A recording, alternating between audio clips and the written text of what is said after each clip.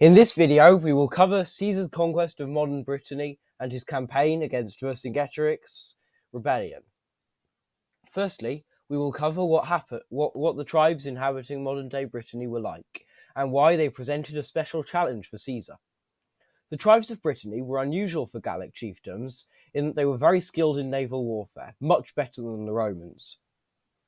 Not only this, but due to the more violent nature of the Atlantic compared to the Mediterranean, where the Romans were used to, it made it very difficult for the Romans to do anything when their enemy could just sail away, leaving the Romans unable to do anything.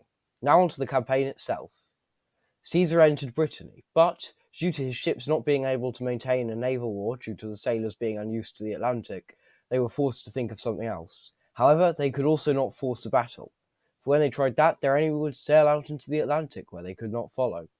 But eventually, due to the tactical genius of one of Caesar's naval commanders, they were able to defeat them in a single decisive naval battle, thus completely winning the war and forcing them into surrender.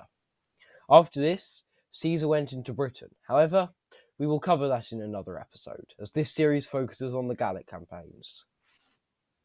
When Caesar returned from Britain, Gaul was on the edge of rebellion. And soon there was a rebellion. However, this was destroyed quickly by Caesar. This was, however, not the end of Caesar's problems, for soon another of these tribes rose up, now led by Vercingetorix. These tribes were inspired by the previous revolt, and it spread quickly. When Caesar attacked, he struck very quickly, taking a few of the tribes out of the war immediately, with no battle. Caesar also won his first battle against Vercingetorix soon after, although it was not decisive. However, Vercingetorix had lost his opportunity to seize the initiative. Vercingetorix now had a new strategy, scorched earth tactics. This involved him destroying all his supplies and retreating, giving no opportunity for his enemy to resupply and making their supply lines very overextended. This tactic would later be famously used by the Russians against the Swedes during the Great Northern War, and more famously by the Russians against Napoleon.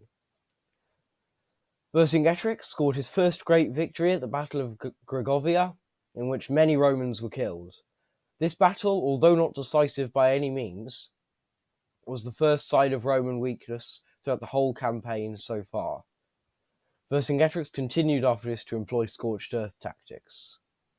Vercingetorix, attempting to draw the Romans into attacking his defensive position, like they did at Gregovia, chased the Romans before retreating to Alesia, where the final and most famous battle of the Gallic Wars would occur. In this battle, the Gauls were encircled and starved in Alesia. When they tried to bring in reinforcements, Caesar built a second wall, thus making it into a double siege, in which Caesar was both besieging and being besieged. However, Caesar was able to win his siege first, and in this way, using the defensive fortifications, Caesar was able to win the battle. Vercingetorix was now defeated, and Caesar had conquered all of Gaul. Our series on the Gallic campaigns is now over, yet our series on Roman history continues.